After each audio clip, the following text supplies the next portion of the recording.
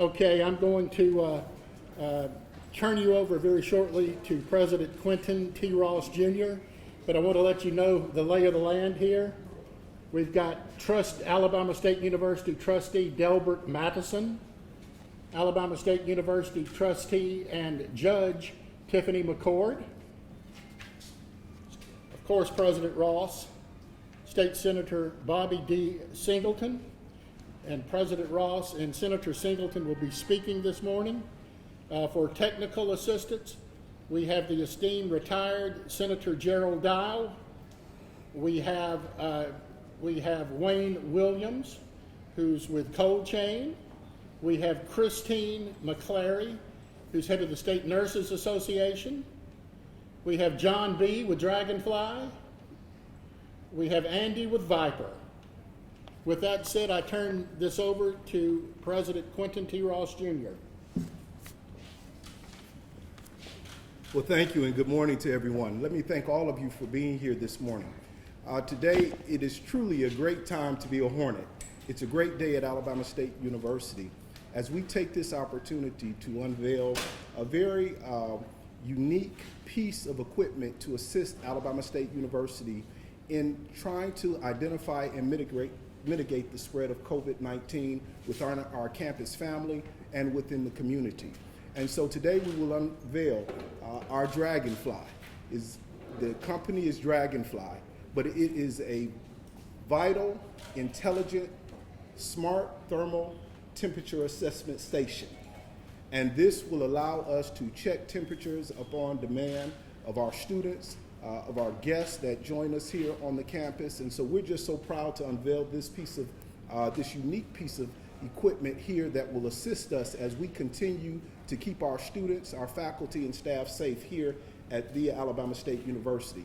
I'm just so proud to have partnered not only with Senator Bobby Singleton, the minority leader for the Alabama State Senate, but also with Dragonfly.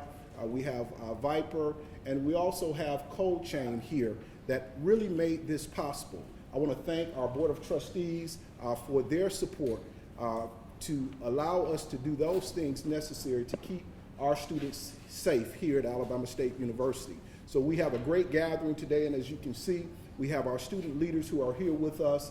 It takes embracing from all, from faculty, staff, to the student body to embrace this idea of the new normal at Alabama State University in order to keep all of us safe. And I'm proud to say that our student leaders have embraced it. They work with us arm in arm across this campus to ensure that we do those things every day to keep us safe. We understand that in this time of COVID, no day is the same day. Every day is a different day. But if we all take personal responsibility, as we are here at Alabama State University being a mass mandatory campus, as we seek to find new ways, like through Dragonfly, to help keep us all safe as we go through this pandemic, then we will come out on the other side of this pandemic all the better for it. So I'm thankful for all of you being here. And at this time, I'd like to invite my former colleague, the minority leader of the Alabama State Senate, Senator Bobby Singleton here. Thank you. Good morning. It's always good to be at home. It's a good day to be a Hornet. And I come to you this morning, thank you, Senator Ross and the Board of Trustees for allowing me to partner with you over here at Alabama State. We just want to keep children safe. We want to make sure that the vast majority of the high-risk population of the state of Alabama, which has been said to be the African-American community. Alabama State is about 91% African-American community. There's a lot of high-risk students on this campus and in and around this community. We embarked upon this program about 2 months ago with the safe opening of school. I partnered with a couple of my colleagues, Mr. Jabbo Wagner and Dr. McClendon, to safely open the public schools in the state of Alabama. We went to the state school board with this plan with basically isolation, testing, and screening.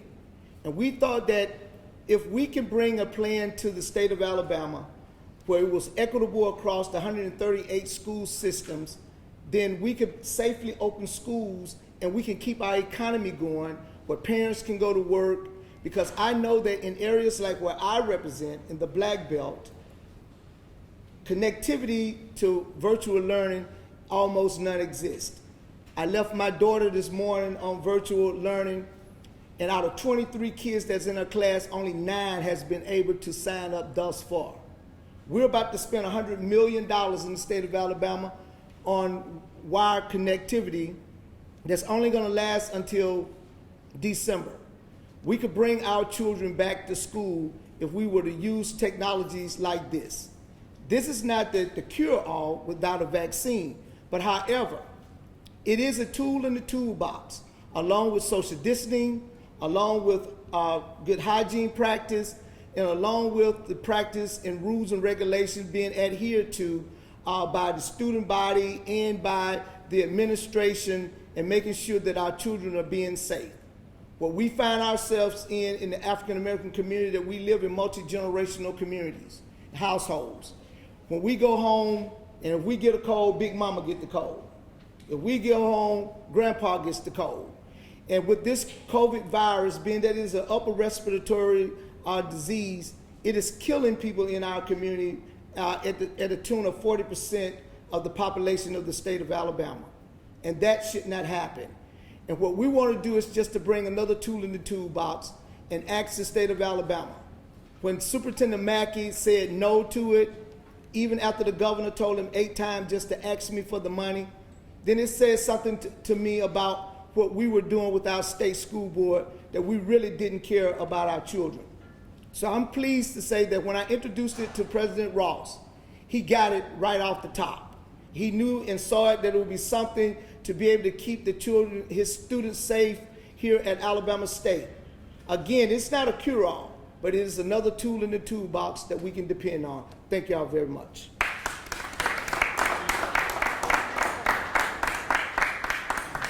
Thank you, Senator. And at this time, I would like to invite my former colleague, Senator Gerald, to the podium. Quinton, you didn't tell me I had to make a speech. Always ready. Thank you. It's a great honor to be here, and I've worked with Senator Singleton and Senator Wagner and Senator McClendon on putting the Safe School program together, and we thought what a great opportunity for Alabama to shine and be at the front of something important as protecting kids. Protecting kids is what it's all about. And we were very disappointed when the governor tried to get the superintendent to adopt this program, and he would not adopt it. He went some other route, and his concept seemed to be that we want everybody to go home and learn on the internet, and that just doesn't work, ladies and gentlemen. That is not fair to the kids. It is not fair to the people that Bobby was talking about. It's not fair to the rural area of Alabama where I represented. So I commend Senator Ross. I served with these 2 gentlemen in the legislature, and let me tell you, they're not 2 finer gentlemen in Alabama. They care about this state. They care about the people of this state. And let me tell you, not many people make a difference like these 2 gentlemen do it. So it's just an honor to be here today and support this program. And Dr. Ross, and we need to get Senator Singleton a doctor too somewhere. To have these 2 gentlemen here and to be able to join them today is just a great opportunity. We see this, as Senator Singleton said, another tool in the toolbox to keeping kids safe and putting an end to this virus and getting kids back in school. So thank you very much. Thank you, and God bless you. And at this time, I'd like to invite Mr. Wayne Williams, who kind of coordinated all of this for us, to the podium to just say a few words. Thank you. First of all, thank you all for having us out here. And yeah, this was a passionate program. My company's been supporting Alabama for several years with the Vaccine for Children program, where teams go into the schools. So when we approached this, actually we approached it back almost about 4 months ago with the idea of how do we get the schools open. Logistically, that's a challenge, and we came to the challenge, and we thought it was going to fly through. for the state of Alabama, but it kind of got a little hiccup there in the end with the school board and the superintendent.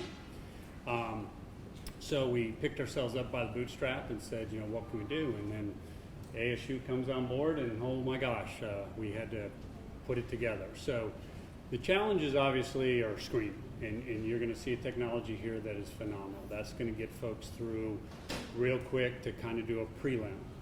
Those that it indicates maybe they have an issue, then they got to go over to testing. You know, currently most of the testing that's out there takes quite some time, anywhere from 3 hours to 3 days, depending on, you know, the lab capability and what you have to do. There's some technology out there that allows it to do pretty quick, within 3 to 10 minutes. The challenge was the availability of that. So we pulled together the different companies out there, and we're happy to say that we've got it coming in. I actually flew in with the ID Now machines last night. So the analyzers are on board, the test strips are coming in, so that's going to allow us to do that second wave. And then prevention. Obviously, prevention's a key thing. Keeping our hands clean, keeping our masks, doing the social distancing. So the challenge that was put on to me is make sure that you get all of that material here so this school can stay open. And so it's not only just bringing the equipment in, but ensuring that that product is maintained in its integrity. You will read, and have been reading probably for months, about false positive test results and stuff like that. That's caused typically from product not being properly maintained in its temperature. Alabama's warm. This product can't be kept warm.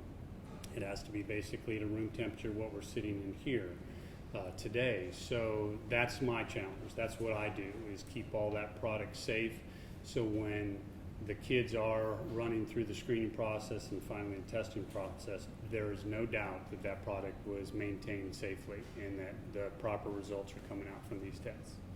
So I really appreciate this opportunity for helping this university, and hopefully we can expand this beyond just the issue.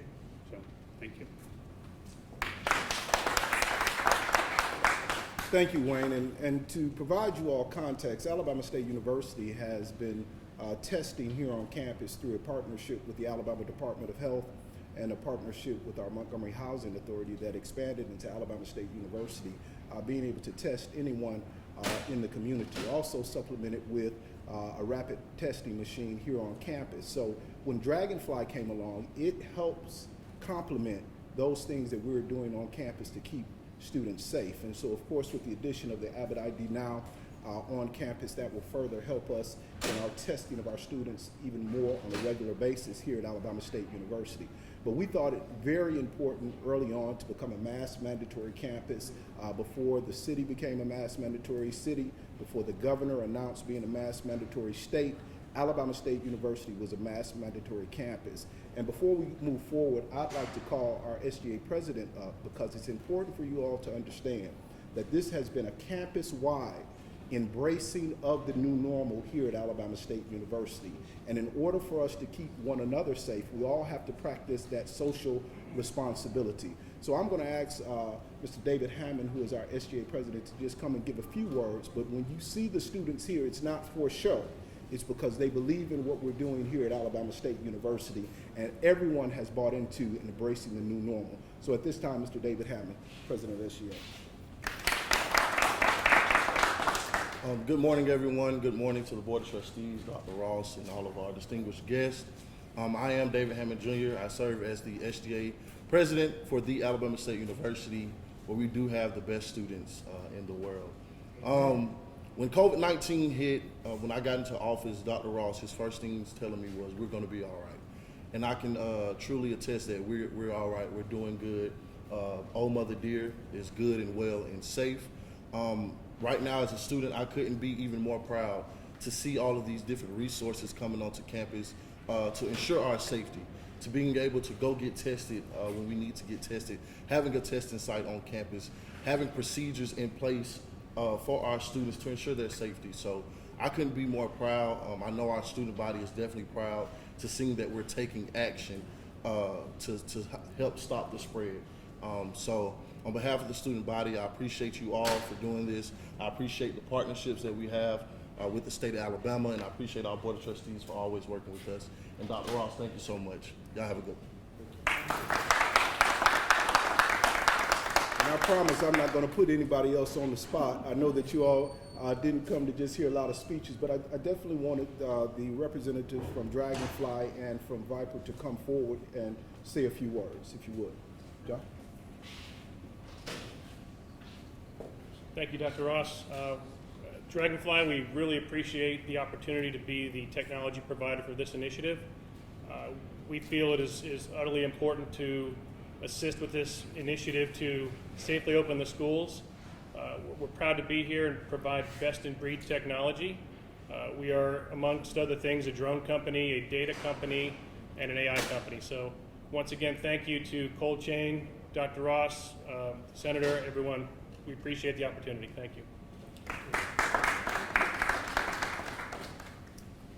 Yeah, I'm Andy Beck with Viper Imaging. As an Alabama-based company, we're really excited to be partnering in this. We help Dragonfly with some of the back-end technology that goes into it. We're very appreciative of the different actions that you guys have taken. We've had to pivot as a business. We've seen everybody in this really no-win scenario that we're all in really change and pivot and make some decisions that are hard decisions. And we appreciate being part of it. We love partnering with Alabama schools, love being here at Alabama State, and thanks so much.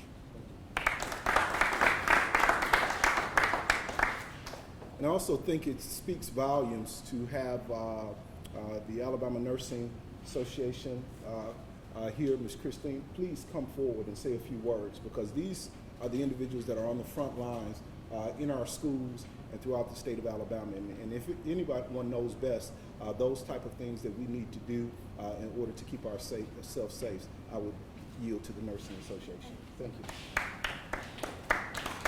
It's quite an honor to be here. I appreciate Alabama State University and the steps they are taking to keep their students safe. Obviously, we're interested in prevention first, by good hand washing, by social distancing, by mask wearing, but also we are interested in identifying early someone who might have COVID through thermal imaging, through testing, and then taking care of those students once we have identified that they might have COVID.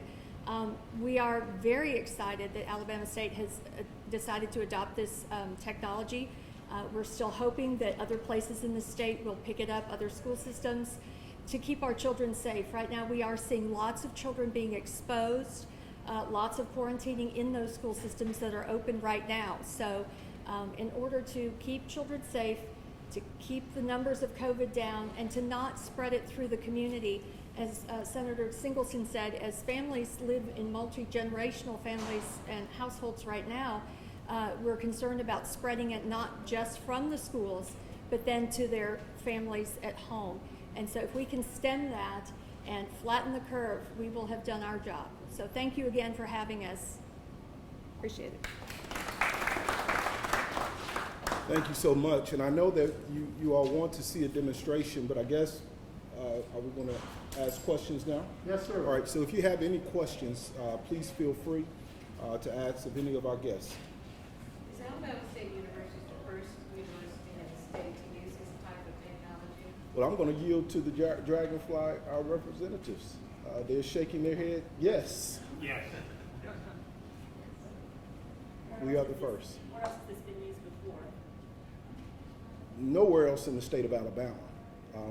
And maybe John can answer that question. Other thermal technologies have been used at different locations, but this is the first installation of this complete type of technology solution that's been installed in the school. And let me add to this. Dragonfly is FDA approved. It does not have the Chinese spyware in it like some of the devices that's being used in this state are. It doesn't capture anything about the student or any individual. It simply tells if you're abnormal temperature or not.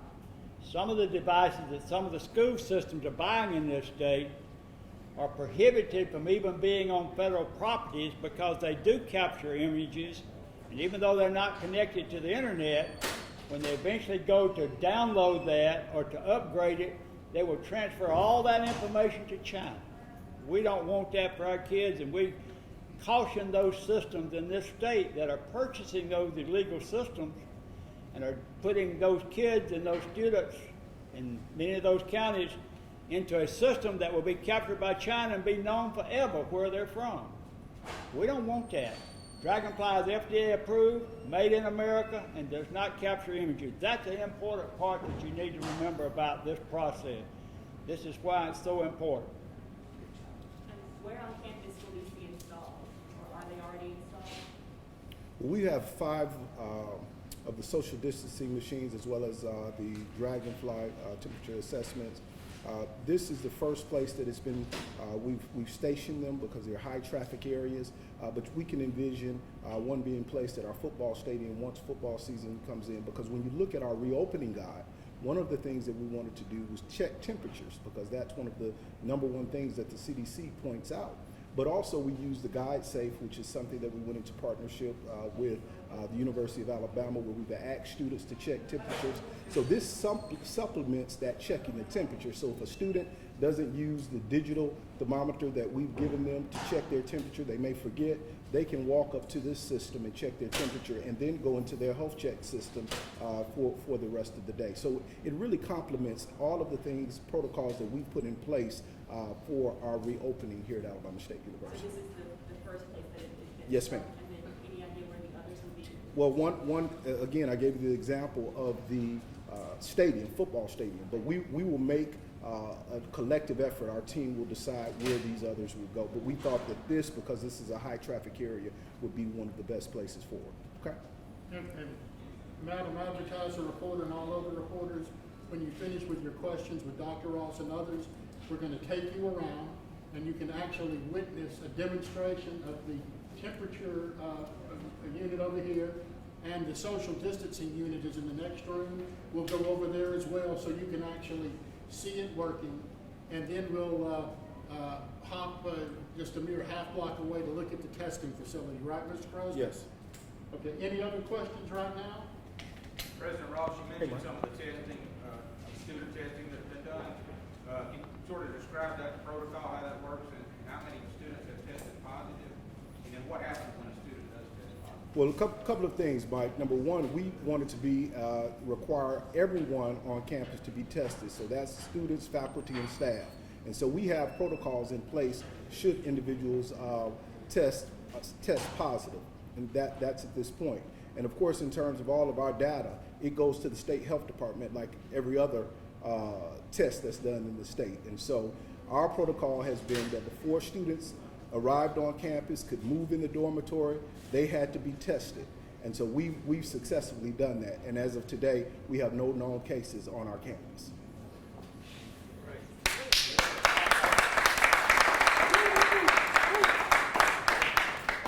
Any other questions? Mike? Can you tell us how much this Dragonfly system costs and what the source of funding? No, Mike, you know I don't know anything about money. I just spend it, right? but I can say to you that it's extremely affordable, right around $20,000, a little less than that. But it's a great price. And I think anyone that has the COVID-19 CARES Act money should use it to invest in this technology. Is that for each of the? Yeah, and remember it's like 10 different systems, 5 social distancing and 5. So I mean, you're talking maybe $100,000. Yeah. What makes this device different from other brands, like the ones that you use for like handheld device? Well, listen. First of all, it keeps us from having to have an actual live person, stand with the thermometer, which definitely. But then it's so voluntary. It's non-intrusive. So if a student is able to just come by, they check it, and they keep walking. So we want to break down any barriers in terms of individuals who may, have a problem with someone checking their temperature. So I think that this accomplishes that goal. So this is voluntary as a step where you don't necessarily have to have your temperature checked or the social distancing as you walk. Well, listen, all of it is voluntary. It was voluntary for the students to come back to school. And so we don't want to make this a situation where you're forcing people, but practicing social responsibility is what's most important, and everyone buying into that social responsibility. It's just like the health check. We're, good. It's a good faith check because everybody wants to help keep everyone else safe. And so when you talk about an institution of higher learning, one of the driving forces in us inviting our students back was because this is a teachable moment for all of us, for our students to learn how to adapt to those things that change in life. And when I tell you that here at Alabama State University, I am just proud of the way that the faculty, staff, student body have embraced this. And so it's all about everyone taking personal responsibility, okay? So what is the final outcome of having these devices here all of the time? Awareness. Awareness is the final outcome. All of these protocols that we have in place help with our awareness, help us be able to make decisions as we move forward. I started out by saying every day is a different day, no day is the same day. And so as we use these technologies and get the various statistics, it helps us decide our next move. We're changing daily. When you look at our reopening guide, it's just that, a reopening guide. It's a working document. So every day we're changing, basically to face those things that we are confronted with on a daily basis, okay? And the reopening guide he mentions is on the ASU homepage if you'd like to look at it in its entirety. Any other questions? If not, we'll go to our... I want to respond to the young man. He asked a question. This takes the temperature of your tear ducts right in your eyes. It's so much more accurate than the handheld on your head. The handheld device could be 1 to 2 degrees off. This is within 0.2 of a degree correct temperature. You could be outside and come in and your forehead will be hot and you use that gun, you could be 2 or 3 degrees hotter. This gets your tear duct, and that's why it's so important that it takes your tear duct, which gets the accurate temperature every time. Do you have a date for when you'd like to have all of them in place? As soon as possible. It's Wayne. Yeah, it's Wayne. It's his fault. Yeah, point to me, it's Right. logistics. Right. And And that is a good question. You don't mind if you step over to the... Yeah, there's 300 million people trying to figure out how to get this right. And the availability of all these assets are real tough. The beauty of this is we're riding the wave. We are not behind it or shut off.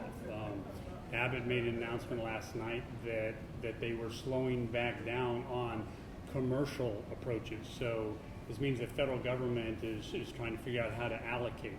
ASU's ahead of the ball game. So the orders are in, the machines are arriving, the test strips are coming. So that's the beauty of this. So we are definitely ahead of that. Same thing with the technology with Dragonfly. You know, it only happened 10 days ago, but y'all were first.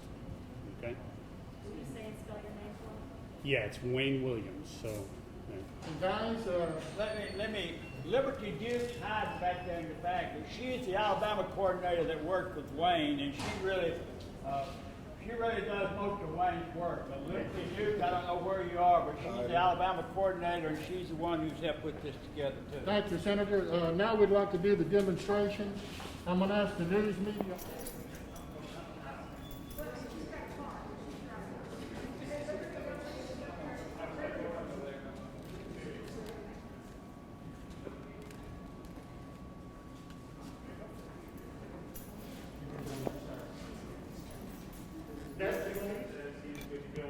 There's also a secondary screening station here, which will assess vital signs. It's optional. It takes a few seconds longer, but the students are interested. It will sense their breathing and heart rate as well. Why don't you do the little